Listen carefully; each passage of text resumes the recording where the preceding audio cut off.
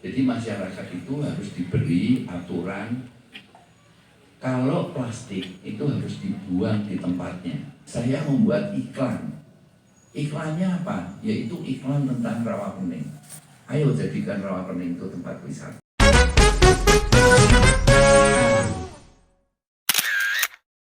Kami juga sudah mempersiapkan, artinya kami mempersiapkan dalam bentuk botol, dalam bentuk kemasan yang sekali minum habis di botol, kan itu recycle, produk recycle. Tapi kalau semua botol harganya mahal. Jadi kami sudah mempersiapkan. Yang kedua, kalau menurut saya, revisinya itu harus dilibatkan masyarakat. Jadi masyarakat itu harus diberi aturan kalau plastik itu harus dibuang di tempatnya. Nah, ini pengusaha salah satu penggunaan, dan kedua mesti menyiapkan tempat untuk pembuangan plastik. Misalnya restoran, rumah sakit, sekolah, kantor-kantor pemerintahan, kantor-kantor pasar, semuanya harus ada tempat sampahnya, harus disiapkan.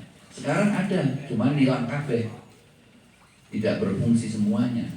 Dan aturannya tuh gampang, plastik dibuang ke tempat sampah plastik. Kalau sampai tidak dibuang, dendanya apa? Push up, masuk duit, push up aja. Tapi harus ada dendanya. Dan yang ketiga, pemerintah itu kalau menurut saya tidak tahu sudah atau belum ya, yaitu pembangkit listrik tenaga sampah. Karena plastik itu, saya punya beberapa video, beberapa orang yang saya temuin, bahwa plastik itu membawa berkah. Banyak orang yang hidupnya mengumpulkan sampah plastik dan mendapat uang 80.000, 100.000. Jadi plastik itu tidak jelek. Kemudian plastik itu bisa dibuat sendal, bisa dibuat di recycle, dibuat sedotan, dibuat barusan saya membangun sport center saya itu pasaknya itu dari plastik bekas. Dan yang ketiga, pemerintah itu konsekuen menyediakan tempatnya dan melaksanakan undang-undang itu dengan baik. Jadi membuat, tapi sampai hari ini mungkin hukumannya nggak bisa melaksanain juga. Jadi aturan yang tidak bisa dijalankan dengan baik. Mungkin karena salah satu sulit, tapi kalau misalnya undang-undang ini, pokoknya kalau makan yang bentuknya plastik dibuang di kantong di tempat yang sudah ada plastik.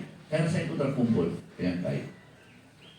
Nah itu mengenai plastik karena temanya lingkungan itu. Tapi di samping itu saya ingin menceritakan tahun 2016 sebelum itu saya itu sering lewat, kan ini tempat saya dari kecil ya, dari saya anak-anak sampai dewasa. Saya tahu Rawapening ini dengan baik. Saya kalau mandi dulu sama nenek saya di Muncul, mandian Muncul di dekat sini. Airnya bagus, ya. Jadi pada tahun 2016 karena rasa prihatin saya terhadap air, ya, itu saya cari ide bagaimana mengolah plastik itu. Akhirnya R&D kami, tim kami menemukan plastik itu dibuat dibuat bahan bakar. Nah, saya mempelajari kalau dibuat tas, kerajinan dan lain-lain, itu penggunaannya sangat kecil dan setiap kali dipotong daunnya, ya, sama batangnya, itu 2 minggu kemudian tumbuh 20. Jadi tambah lama tambah banyak. Saya kan lihat ada 2.800 hektar. Pada tahun 2016 itu tinggal 800 hektar. Dan daya tampungnya menurut saya ya Pak, tahun 95 itu masih kedalamannya masih 15. Sekarang 2-3 meter. Ya. Dan daya tampungnya cuma 20 juta atau 30 juta kubik. Padahal di Danau Sarangan yang luasnya cuma 2 hektar dan tampungnya 25 juta. Ini 2.800 hektar. Saya mikir, seandainya tempat ini air semua, ini tempat sini ini harganya 30 juta per meter. Tanah di sini jadi tanah yang luar biasa mahalnya. Nah, goal kita, kalau saya sebagai pengusaha, goalnya itu adalah nilai. Berapa nilainya kalau tempat ini bagus? Kadang-kadang kita juga sering ngomong ya, sering berpikir, yang penting murah. Kalau enggak, kalau menurut saya itu nilai. Jadi, sebagai contoh, Batam sama Singapura, cuma 40 menit naik ferry. Di Batam paling mahal, prime areanya 20 juta.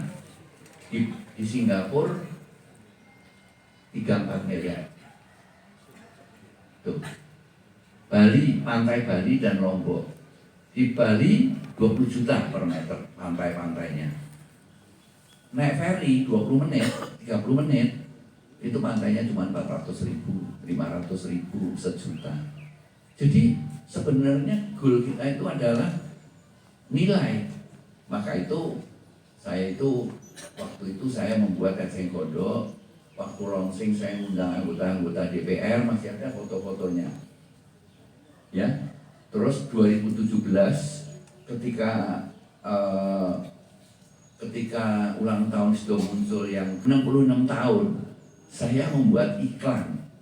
Iklannya apa? Yaitu iklan tentang Rawapening. Ayo jadikan Rawapening itu tempat wisata. Nah, apa sih musuhnya yang di sini? Terutama yang membuat Rawapening ini hancur apa? Yaitu sedimentasi. Kemudian sedimentasi itu saya mengolah itu tak jadi limbah. Jadi salah satu yang pertama itu yang nutupin Eceng Gondok ini saya jadiin bahan bakar. Gas buangnya memenuhi syarat. Kalau harganya 1.600 per kilo kalau ekspor, saya mikir kalau gitu kalau beli misalnya saya beli, ada yang mau membuat ya bahan bakar tersebut, dibuat Eceng Gondok, dibuat bahan bakar pelet, saya mau membeli dengan harga 2.500. Kenapa? Karena kalau kita kepengen seperti gas, yaitu 10.000 kalori, itu kan 2,6 kali. Kalau 2.500 kali 2,6 kilo, itu baru 7.000. Masih lebih murah dari gas. Jadi berdasarkan penelitian itu, saya menghadap Pak Jokowi. Jangan bilang saya gampang menghadap, enggak gampang menghadap Pak Jokowi itu. Itu tahun 2016 saya menghadap Pak Jokowi. Maka itu saya udah buat iklan, saya kesini, saya kepengen menggerakkan pariwisata. Sebab pemikiran saya begini. Yang kedua, kalau tempat ini terbuka 2.700 hektar menjadi air, tempat ini lebih dari Saint Moritz yang ada di Switzerland, dan bisa jadi tempat wisata. Nanti tanah-tanah di sini 20 juta semeter. Yang di PTP 9 itu jadi 20 juta. Jadi dijadiin apa? Tempat wisata. Kalau nanti jadi tempat wisata, lapangan pekerjaan banyak. Sebagai apa? Bangunan. Ya kan banyak pembangunan. Kedua sebagai pemandu wisata. Nanti sebagai buka restoran, buka apa aja laku di sini. Nah, kalau mereka itu turun, kenapa mereka yang di pinggir-pinggir, yang di lereng-lereng itu tidak pernah bisa turun? Karena memang lapangan pekerjaannya yang kurang. Nah, kalau lapangan pekerjaannya banyak, mereka pasti turun gunung. Indonesia itu ya, tanah ditinggal, sebentar lagi jadi hutan.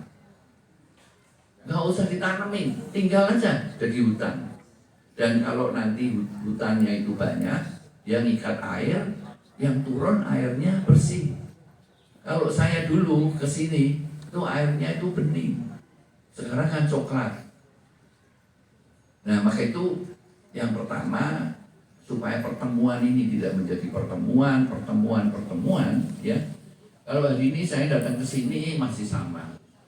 Hati saya sedih sebetulnya. Tidak ada perubahan. Saya tidak tahu ya, mungkin bisa lebih jelek. Ya, tapi sepintas tidak ada perubahan yang signifikan. Padahal saya mengiklankan itu banyak loh, raw opening. Iklan kami itu untuk beriklan, kalau nggak salah saya spend membuat iklannya dan beriklan hampir 9 miliar untuk mengiklankan raw opening. Saya pikir nanti kalau raw opening datang, masyarakatnya lebih sadar, lebih bersih, lingkungannya lebih baik, sehingga nanti kesadaran itu makin lama makin baik. Tapi hari ini saya datang juga masih sama. Jadi sebenarnya saya mikir tadi, sebenarnya apa sih yang mesti kita lakuin? Kita terus perundingan, berdiskusi, nanam ikan. Tahu enggak? Tidak akan merubah banyak begitu.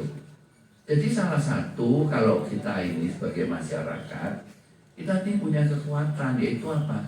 Kekuatan kita itu adalah menyuarakan, memohon kepada pemerintah, ya, untuk masuk. Sebab yang bisa melakukan ini pemerintah. Tidak bisa orang swasta. Kalau sumbangan saya nyumbang ikan, tadi berapa? 20.000, 20.000, 30.000 itu kayak garemin air laut. Harus melakukan sesuatu. Nah, pertemuan ini harus dilakukan pertemuan sesuatu apa? Yaitu Anda dari organisasi masyarakat, khususnya masyarakat, dari LSM itu menulis surat kepada Bapak Presiden, kepada Bapak Gubernur, kepada Bapak Bupati, kepada siapa saja surat. Terus suratnya diberikan terus. Kami ingin, karena apa? Nah, sekarang masalahnya apa sih? Semua yang terjadi karena kita itu tidak menyadari bahwa air ini penting.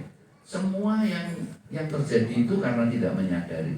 Banyak orang sakit yang tidak bisa sembuh karena tidak menyadari penyakitnya.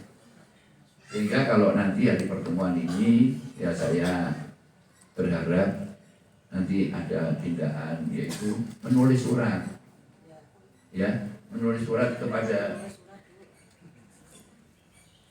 ya Pak Bupati, Ibu jangan marah sama saya Bu. Nah, saya kalau ngomong loh, tapi sejujurnya memang harus dilakukan.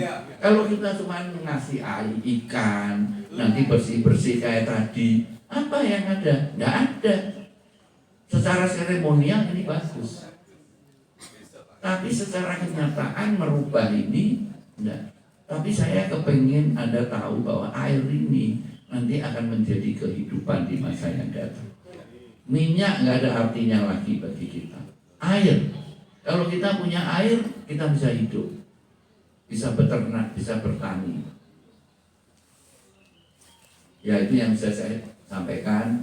Mudah-mudahan nanti ada satu gerakan yang bisa menggerakkan, terutama yang punya potensi untuk merubah. Siapa? Pemerintah, presiden. Ya kalau enggak, kita juga akan melakukan terus hal-hal kecil karena memang kita juga orang kecil.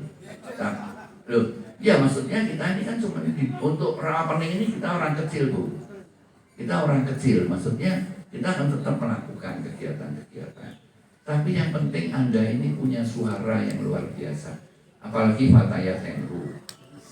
Ya. Loh, kalau Anda menyuarakan dan menyadari betapa pentingnya air itu untuk masa depan negeri kita, untuk masa depan masyarakat sekitar sini, itu Anda akan melakukannya. Dan menurut saya kita ngomong yang penting itu sekitar sini aja. Air itu menjadi masa depan yang tidak akan bisa tergantikan. Dan kalau sampai kita kehilangan ini, kita akan menyesali seumur hidup kita. Ya, 12 turunan, 100. Loh, kita dikasih Tuhan itu ya, dikasih Tuhan itu tempat yang subur, air yang banyak. Tapi kita tidak berbuat sesuatu. Loh, gunanya apa gitu kita dikasih? Pasti kalau Tuhan itu ngasih, Tuhan itu pasti punya maksud gitu. Maka itu saya berharap mudah-mudahan pertemuan ini tahun depan kalau kita ketemu lagi ada perubahan yang signifikan. Ya, terima kasih banyak. Mohon maaf. Wassalamualaikum warahmatullahi wabarakatuh.